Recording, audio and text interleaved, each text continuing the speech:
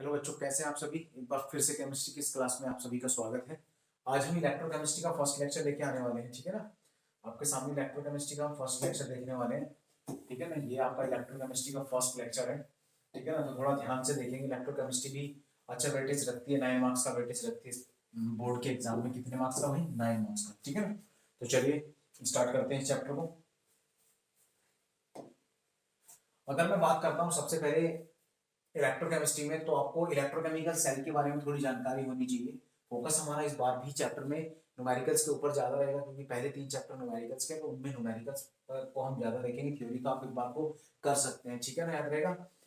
अब मैं बात करता हूँ सबसे पहले इलेक्ट्रोकेमिकल सेल पढ़ाने से पहले मैं आपको बात करता हूँ कि रिडॉक्स रिएक्शन क्या होती है, ठीक है ना। रिडॉक्स रिएक्शन की डेफिनेशन आपने 11th क्लास में चैप्टर नंबर 8 में पढ़ा था। रिडॉक्स रिएक्शन के नाम से एक चैप्टर है। रिडॉक्स रिएक्शन क्या होती है? जिसमें ऑक्सीडेशन और रिडक्शन दोनों एक साथ होते हैं, ठीक है ना। एक एग्जांपल से समझाता हूँ कैसे। अब मेरे पास एक एग्जांपल है, क्या, CuSO4 प्लस Fe या Zn का एग्जांपल आपको मांगा था, तो मैं Zn का ही दे देता हूँ, ठीक है ना।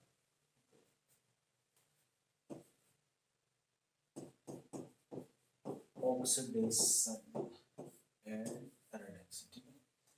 तो Zn ले देता हूँ, तो प्रोडक्ट क्या बनने वाला है पर ZnSO4 प्लस C, ठीक है।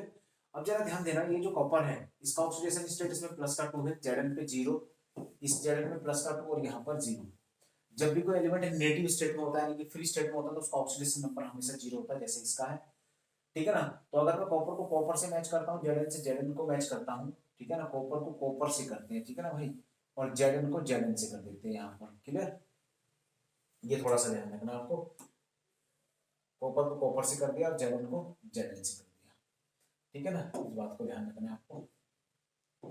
ये देखिए, अब मैंने देखा कि यहाँ पे 0 से +2 हो गया। जब ऑक्सीडेशन नंबर इंक्रीज होता है तो उसको क्या कहते हैं? ऑक्सीडेशन कहते हैं। और +2 से 0 हो गया, घट गया। जब ऑक्सीडेशन नंबर घटता है तो उसको क्या कहते हैं? रिडक्शन कहते हैं, ठीक है ना। तो इस बात को थोड़ा सा याद रखना है। ये मैंने आपको थोड़ा आइडिया दिया है ताकि आप थोड़ा सा इसको रिवाइज कर सकें। तो ऑक्सीडेशन का मतलब क्या होता है? ऑक्सीडेशन का मतलब होता है जब भी ऑक्सीडेशन नंबर क्या भाई? ऑक्सीडेशन नंबर, ठीक है ना। किसकी बात कर रहा है? ऑक्सीडेशन नंबर की बात कर रहा है। तो जब भी आपका ऑक्सीडेशन नंबर जो होगा वो क्या होगा? इंक्रीज होगा। क्या होगा भाई? इंक्रीज। तो हमेशा ध्यान रखना, ऑक्सीडेशन होगा कैसे? जैसे मैंने कहा Fe2 पॉजिटिव कन्वर्ट हो गया किसमें भाई? Fe3 positive. Fe2 पॉजिटिव किसमें कन्वर्ट हो गया? Fe3 पॉजिटिव में। तो आप देखोगे कि इसमें +2 से +3 इंक्रीज हो गया। +2 से ऑक्सीडेशन नंबर किसमें चला गया? +3 में। तो जब ऑक्सीडेशन नंबर इंक्रीज होता है तो हमेशा ध्यान रखना ऑक्सीडेशन होता है, क्लियर, याद रहेगा ये वाली बात। अगर मैं रिडक्शन की बात करता हूँ तो रिडक्शन इसका उल्टा होता है। रिडक्शन में ऑक्सीडेशन नंबर जो होता है वो क्या होता है भाई? डिक्रीज होता है। क्या होता है? डिक्रीज होता है। कैसे? जैसे मैंने कहा I2 से 2I नेगेटिव बन गया। अब देखो इसका ऑक्सीडेशन नंबर 0, क्योंकि कोई चार्ज नहीं है, यहाँ पर कितना? -1। जब 0 से -1 हुआ तो डिक्रीज हुआ, जब डिक्रीज होता है तो रिडक्शन होता है, ठीक है ना। तो इस बात को आपको ध्यान रखना है, क्लियर, ये बात ध्यान रहेगी। तो रिडॉक्स रिएक्शन के बारे में मैंने आपको थोड़ा सा बता दिया ताकि आपको थोड़ा सा आइडिया मिल सके, ठीक है ना। तो इसको अगर आपने पता है तो बहुत अच्छी बात है, नहीं पता तो एक बार इसको आप लिख लेंगे, ठीक है ना। तो इस बात को ध्यान रखना है आपको। चलिए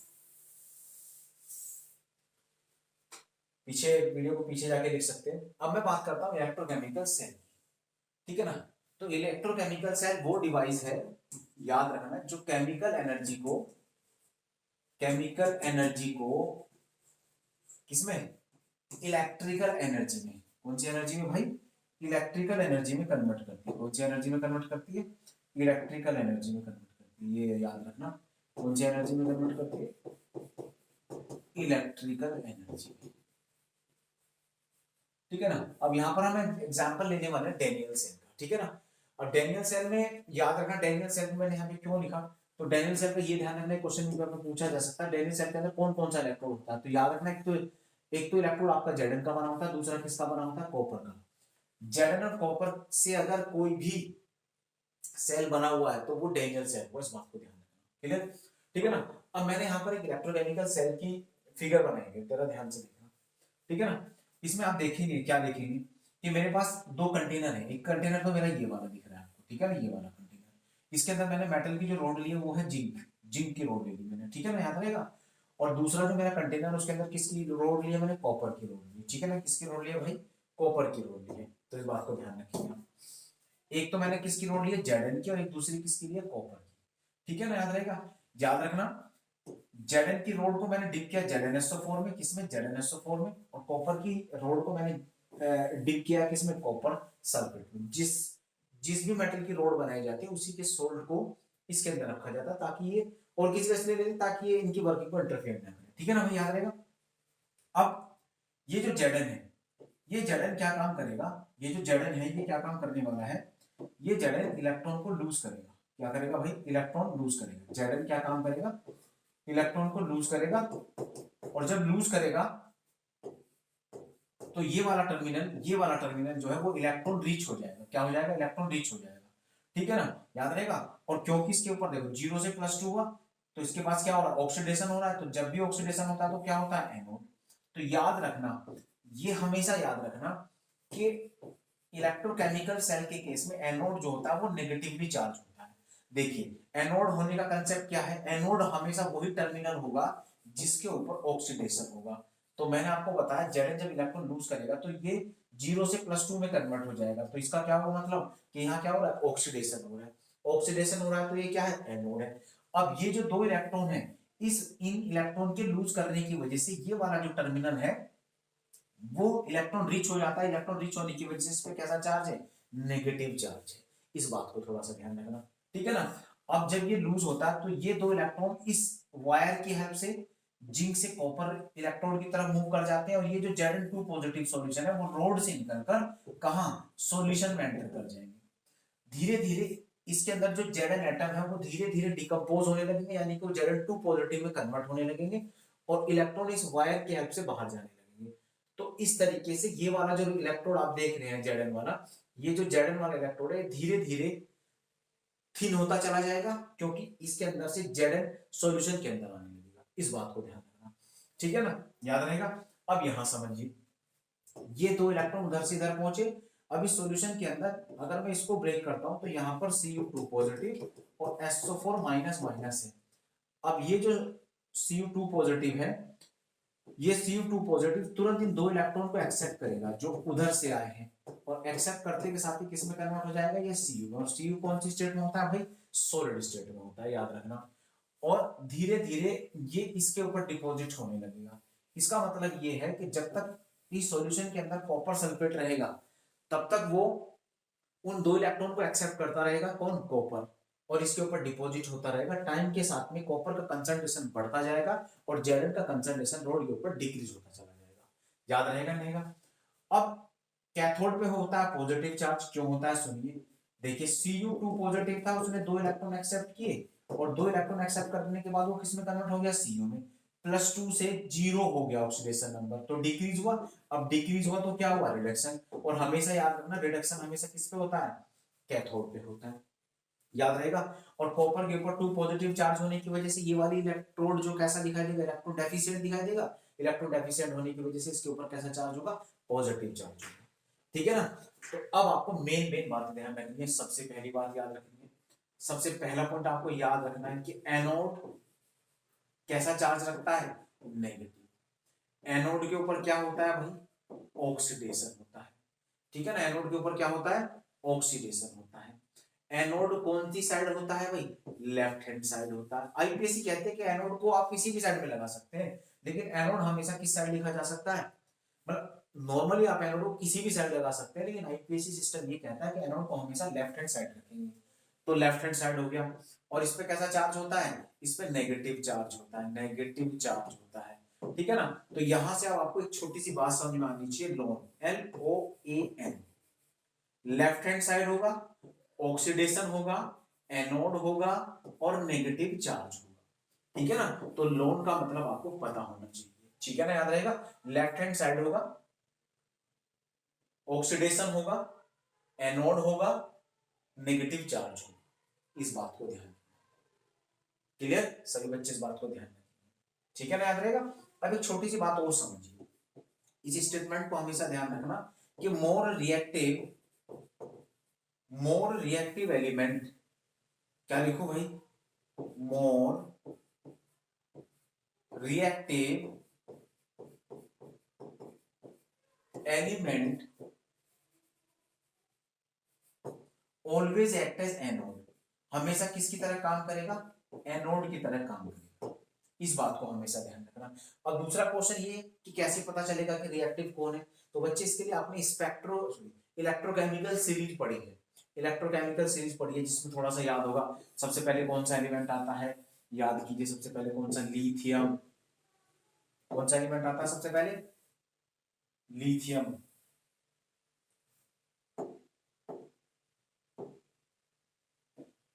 एक सेकेंड,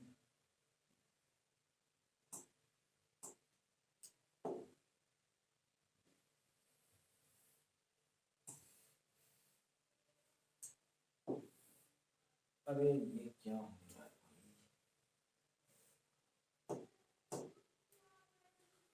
चलो मैं बताता हूँ। तो लिथियम हो गया, कौन हो गया भाई, lithium.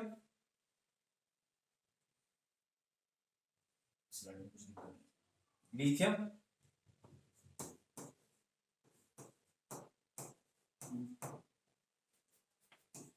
Magnesium, aluminium, iron, cobalt, PB,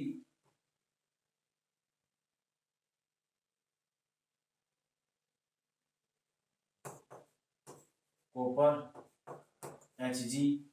इस तरीके से ये स्पेक्ट्रोकेमिकल इलेक्ट्रोकेमिकल सीरीज, इसमें आपको इनकी रिएक्टिविटी के बारे में पता चलेगा। ये ज्यादा रिएक्टिव होता है और ये सबसे कम रिएक्टिव होता है, जो इसके हिसाब से लिखा गया है। ठीक है ना, तो इस सीरीज को आप एनसीईआरटी में देख के याद कर सकते हैं। ठीक है ना, अगर किसी को फिर भी डाउट लगे तो बताना, इसको भी देख के कराएंगे। चलिए ठीक है ना, याद रहेगा इतनी छोटी सी बात। तो मैंने जो जो मेन पॉइंट बताए वो आपको ध्यान रखने हैं। क्या क्या बताए हैं, एनोड में नेगेटिव चार्ज होता है, एनोड पे ऑक्सीडेशन होता है। ठीक है ना, याद रहेगा, इस बात को ध्यान रखना। चलिए नेक्स्ट पॉइंट पे चलते हैं। अब एक दो क्वेश्चन और पूछे जाते हैं। सबसे पहले मैं बात करता हूं इसके बारे में, सोल्ट ब्रिज के बारे में, तब आप इस क्वेश्चन को डिस्कस करेंगे। ये जो सोल्ट ब्रिज होता है, अभी आपने देखा जो सोल्ट ब्रिज होता है वो दोनों सेल को जोड़ देता है। देखो कैसे, ये सोल्ट ब्रिज है आपके पास, ये वाला जो आपको दिख रहा है ये सोल्ट ब्रिज है। ठीक है ना, अब इसकी वर्किंग क्या है, ये स्पेशल फोकस करने के लिए हमने इसको यहाँ बताया, अलग टॉपिक में बताया। ठीक है ना, अब सोल्ट ब्रिज क्या काम करता है, देखो सबसे पहले तो ध्यान रखना कि सोल्ट ब्रिज इलेक्ट्रिकली न्यूट्रल होता है। याद रहेगा ये कैसा होता है, इलेक्ट्रिकली न्यूट्रल होता है। याद रहेगा कैसा होता है, इलेक्ट्रिकली न्यूट्रल। इस बात को ध्यान रखेंगे। दूसरा आपको याद रखना है कि ये सर्किट को कंप्लीट करने का काम करता है। ये किसका काम करता है, सर्किट को कंप्लीट करने का काम करता है। किसका काम करता है भाई, सर्किट को कंप्लीट करने का काम करता है। तुमने देखा होगा कि इसने इस वाले सेल से उस वाले सेल को कनेक्ट कर दिया। ठीक है ना, एक ये दो लिक्विड, देखो भाई जैसे हमारे पास ये एक कंटेनर है, एक कंटेनर हमारा ये है। ठीक है ना भाई, याद रहेगा। या इसको ऐसे ना समझ के आप ऐसे समझ, जैसे हमने ये ट्यूब ली, अब हम क्या काम करते हैं, इस ट्यूब के अंदर दो सॉल्यूशन ऐड करते हैं और इसका कंसंट्रेशन C1 और इसका कंसंट्रेशन C2। तो C1 C2 कंसंट्रेशन होगा तो जो भी इसके अंदर कंपाउंड होगा, जैसे इसके अंदर ZnSO4 और इसके अंदर मैंने CuSO4, ये यहाँ पे मैंने छोटा इलेक्ट्रोड बना दिया, एक छोटा सा इलेक्ट्रोड इधर बना दिया। तो अब होगा क्या, इसके पॉजिटिव चार्ज पार्टिकल यहाँ आ जाएंगे, इसके नेगेटिव चार्ज पार्टिकल यहाँ आ जाएंगे अपने आप। और जब प्लस माइनस एक दूसरे कॉन्टेक्ट में आते हैं तो पोटेंशियल क्रिएट करते हैं। और यहाँ पर एक पॉजिटिव टर्मिनल होगा, एक नेगेटिव टर्मिनल होगा, ये भी एक पोटेंशियल क्रिएट करेंगे, क्योंकि जब सर्किट को कंप्लीट करूंगा तो प्लस माइनस एक दूसरे कॉन्टेक्ट में आएंगे तो एक पोटेंशियल ये क्रिएट करेंगे। तो और इसके अंदर जो आयंस है उनकी, ये यहां से भी कनेक्ट हो रहे हैं, यहां से भी कनेक्ट हो रहे हैं, दो पोटेंशियल क्रिएट कर रहे हैं, एक तो यहाँ क्रिएट कर रहे हैं और एक यहाँ क्रिएट कर रहे हैं। तो इस वाले पोटेंशियल ने इस वाले पोटेंशियल को वीक कर दिया। भाई सपोज दैट ये दोनों मिलकर 1.5 वोल्ट एनर्जी क्रिएट करते हैं, पोटेंशियल क्रिएट करते हैं। तो कुछ यहाँ पोटेंशियल क्रिएट हो गया, कुछ यहाँ, तो इसकी पावर कम हो जाएगी इसके कंपैरिजन में, मतलब इसके बनने से इसकी पावर कम हो जाएगी। यानी कि अगर सोल्ट ब्रिज लगा दिया जाए तो इस तरीके का जंक्शन पोटेंशियल नहीं बनता। तो याद रखना कि ये क्या कर देता है, it prevent the junction potential. ये जंक्शन पोटेंशियल को क्या कर देता है, प्रिवेंट कर देता है, प्रिवेंट जंक्शन।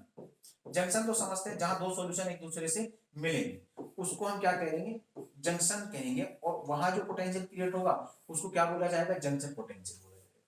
ठीक है ना। तो ये तीन बातें आपको ध्यान रखनी है, याद रहेगा, इस बात को ध्यान रखना है।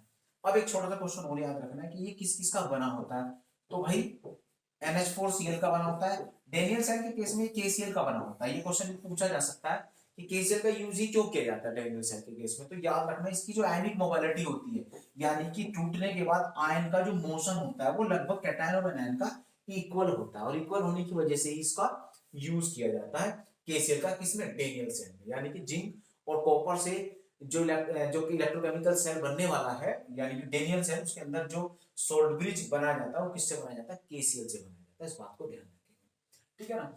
अब यहाँ पर एक क्वेश्चन पूछा जाता है कई बार बोर्ड में, why it is necessary to use salt bridge in the galvanic cell.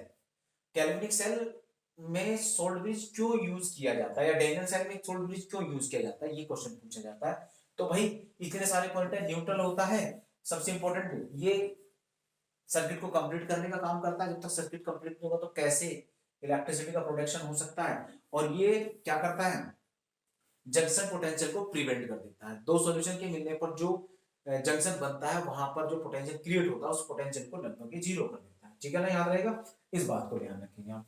तो ये क्वेश्चन आपको पेपर में पूछा जा सकता है। ठीक है ना भाई।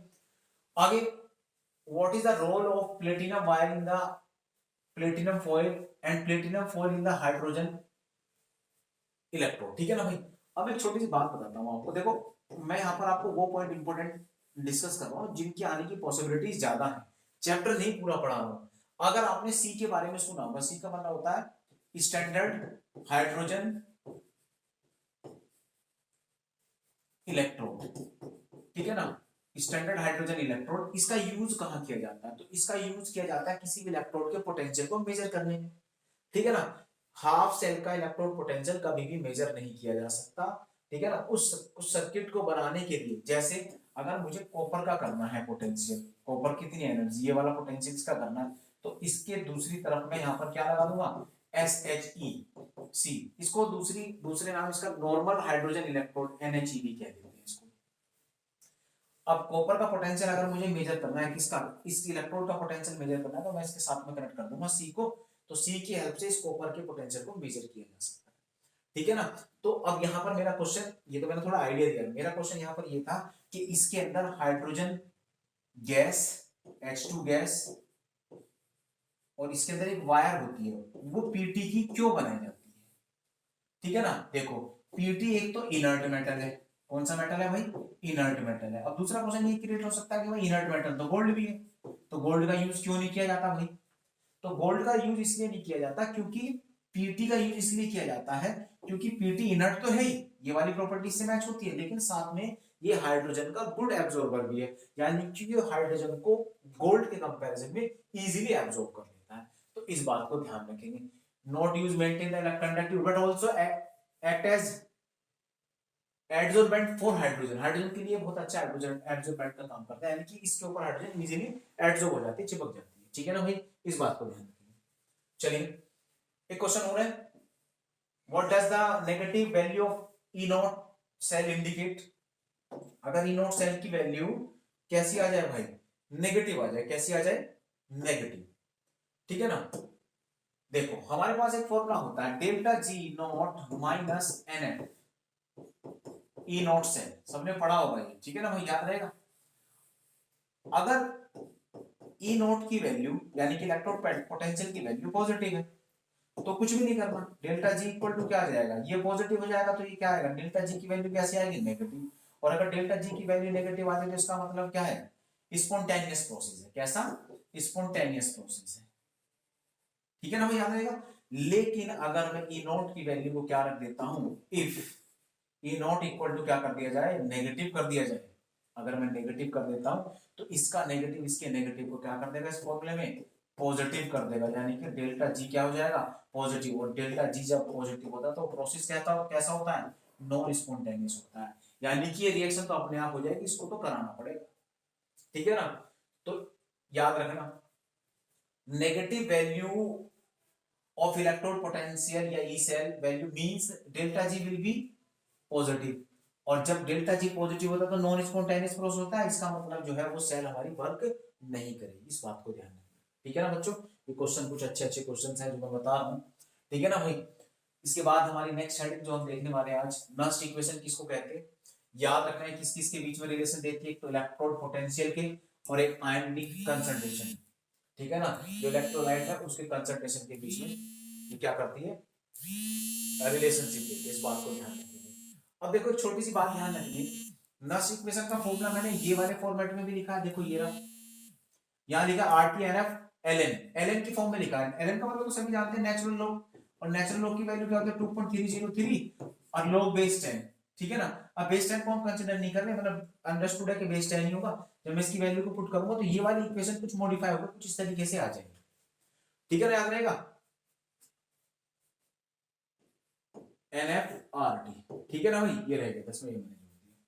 अब जो मैं बातें बता, देखो ये आपको डायरेक्टली याद करना है, इस वाली फॉर्म को मैंने जानबूझ के लिखा ताकि अगर ये पेपर में देखने को मिले कि इनमें से कौन सी नस्ट इक्वेशन, देखो ये तो सभी के याद होती है, ये वाली भी सभी के याद होती है, इसको थोड़ा सा देख लेना एक बार, अगर आए तो। ठीक है ना, अगर आए तो आपका काम चल जाएगा। ठीक है ना बच्चों। अब देखो R की वैल्यू क्या होती है सभी को पता है, R की वैल्यू क्या होती है भाई 8.314। ठीक है ना भाई, और T कितना होता है 298 केल्विन होता है। ठीक है, और F की वैल्यू होती है फैराडे कांस्टेंट की 96487 होती है, लेकिन 500 लिख देते हैं। जब मैं तीनों वैल्यूज को इस वाले फॉर्मूले में पुट करूंगा, R की जगह T की जगह और F इसकी जगह F की जगह, तो ये वाली इक्वेशन जो नस्ट इक्वेशन है ये बन जाएगी। ठीक है ना, सोल्व करने के बाद। ठीक है ना, क्या बन जाएगी सोल्व करने के बाद, ये बन जाएगी।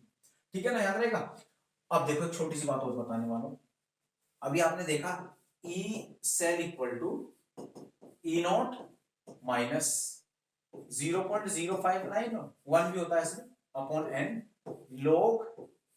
ठीक है, इसको मैं हटा ही देता हूं, ये आपको पता ही चल गया होगा।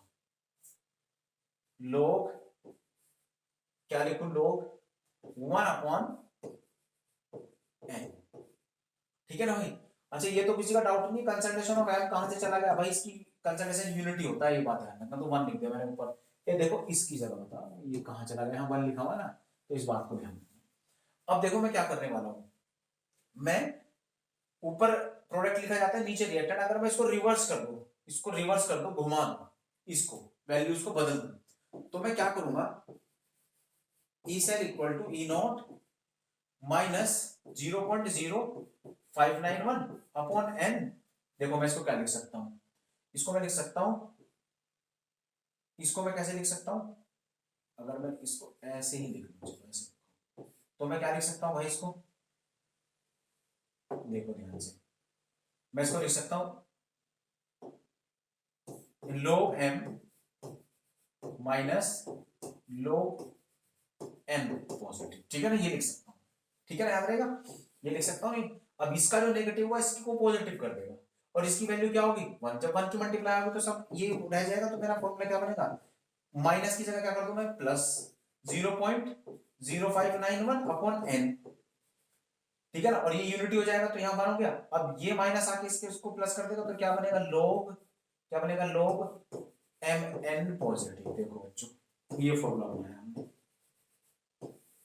इसको थोड़ा सा ध्यान रखना है। ठीक है, तो इस बात को ध्यान रखना है, पॉजिटिव कैसे आया, याद रहेगा, याद रहेगा नहीं। तो अब आपके पास एक फॉर्मूला तो ये है, एक फॉर्मूला ये है और एक फॉर्मूला ये, इनके भी यहाँ पर आपको क्वेश्चन देखने को मिलेंगे। चलिए देखते हैं, बढ़िया क्वेश्चन है, वैल्यू को नहीं दी हो बिल्कुल भी, इसलिए इंपॉर्टेंट है।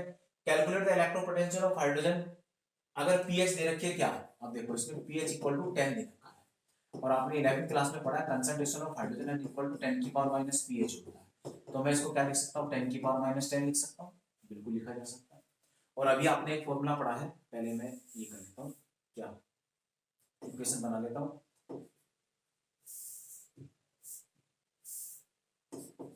H positive plus 1 electron gives half H2, ये बना दिया। ठीक है ना भाई। अब देखो प्रोडक्ट अपॉन रिएक्टेंट, तो मैं क्या लिखूंगा E naught, sorry E cell equal to, पहले फॉर्मूला लिख लेता हूँ, E naught minus 0.0591 upon n log product upon reactant, ऊपर प्रोडक्ट लिखा जाता है नीचे रिएक्टेंट लिखा जाता है। ठीक है ना, ये ध्यान देगा। अब मैं वैल्यू पुट करता हूँ, हाइड्रोजन का इलेक्ट्रोपोटेंशियल 0 वोल्ट होता है, ये ध्यान रखना, माइनस 0.0591 अपॉन एन की वैल्यू बच्चों इसमें क्या दे रखी है 1, एक इलेक्ट्रॉन एक्सेप्ट कर रहा है। तो इसकी जगह मैं क्या लिख सकता हूँ यहाँ पर, इसकी जगह मैं क्या लिख सकता हूँ 1 लिख सकता हूँ, क्या लिख सकता हूँ 1 लोग हाइड्रोजन का यूनिटी हो जाएगा तो ये क्या आ जाएगा 1 और रिएक्टेंट क्या हमारा H, तो H पॉजिटिव, और H पॉजिटिव किसके बराबर लिख सकता हूँ 10 की पावर माइनस 10 के। जब मैं इसे सोल्व करूंगा तो ऊपर पॉजिटिव की वैल्यू पहुंच जाएगा, तो मैं देखो क्या लिखूंगा 0.0591 तो यहाँ रह गया इनटू log 10 10। ये एक काम करो एक बार और स्टेप में देख लो भाई ताकि तुम कंफ्यूज ना हो। तो मैं क्या लिखूं log 10 की पावर 10 आ गया, ठीक है ना। अब जब मैं इसका log लूंगा तो ये 10 पावर आगे आ जाती है और log 10 की वैल्यू इतने की वैल्यू क्या हो जाएगी 1 और ये आ जाएगी, तो मल्टीप्लाई होकर क्या बनेगा 0.591 वोल्ट। ठीक है ना भाई, याद रहेगा, ये माइनस यहाँ चलेगा तो क्या आ जाएगा हमारा ये cell equal to minus 0.591 volt. ठीक है ना, ध्यान से देख लो, अगर कोई डाउट लगे तो बताना। ठीक है ना बच्चों, चलो आगे देखते हैं। एक क्वेश्चन और देखिए, एट व्हाट पीएच, अब की बार पीएच पूछ लिया भाई, H positive ion equal to 10 की पावर माइनस पीएच होता है।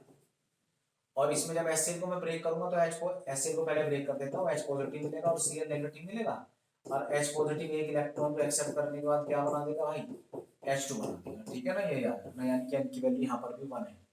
ठीक है ना, अब देखो आगे इसने क्या कहा, ई सेल की वैल्यू इस बार दी हुई है, ई सेल की वैल्यू क्या दे रखी है माइनस 0.118 दे रखी है, ये दे रखा है।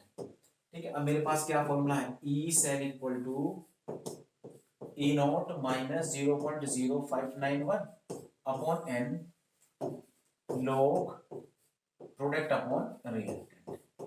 ये वाली वैल्यू मैं पुट करता हूँ, इसकी वैल्यू कितनी दे रखी है माइनस 0.118, ये कितनी होती है 0 वोल्ट होती है हाइड्रोजन की, माइनस 0.0591 अपॉन एन की वैल्यू क्या 1, यही 1।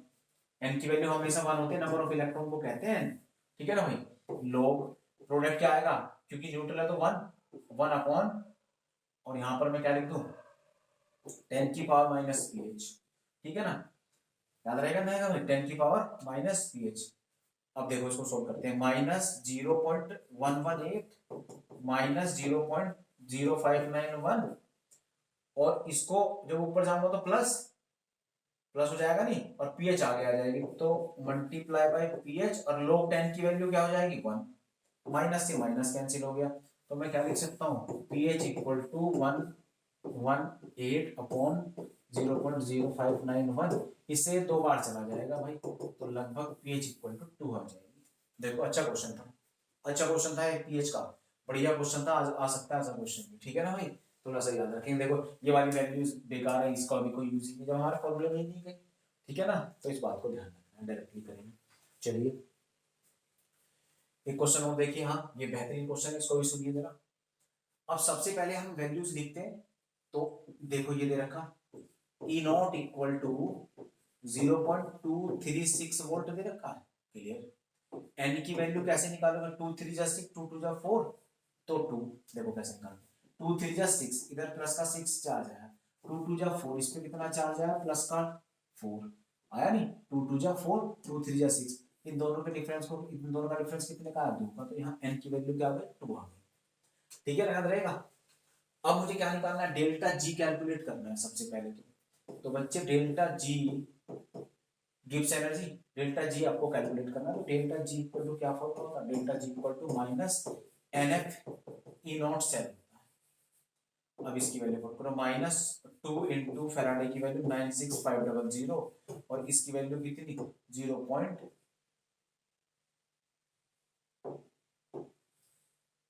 थोड़ा सा ऑप्शन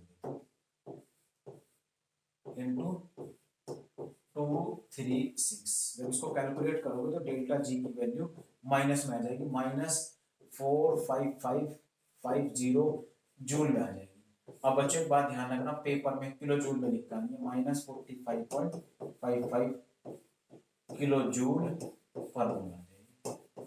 ठीक है ना, अब इसका दूसरा पार्ट सुनिए, इसने क्या कहा, इसने इक्विलिब्रियम कांस्टेंट भी पूछा है, तो मेरे पास एक फॉर्मूला होता है delta G equal to minus 2.303 RT log KC।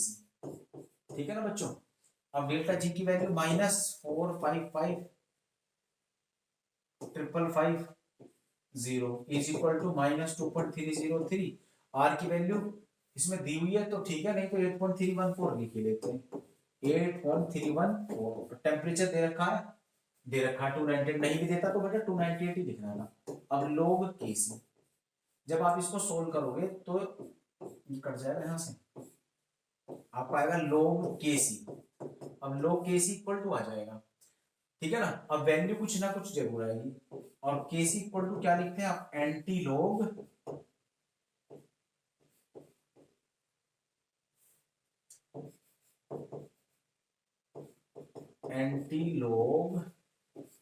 बस। इतना काम आपको कर देना है, आपके बोर्ड में एंटी लोग कंसिडर किया जाएगा, ठीक है। जो वैल्यू आएगी जब लोग बराबर से उधर जाता है तो वो एंटी लोग में लिखा जाता है।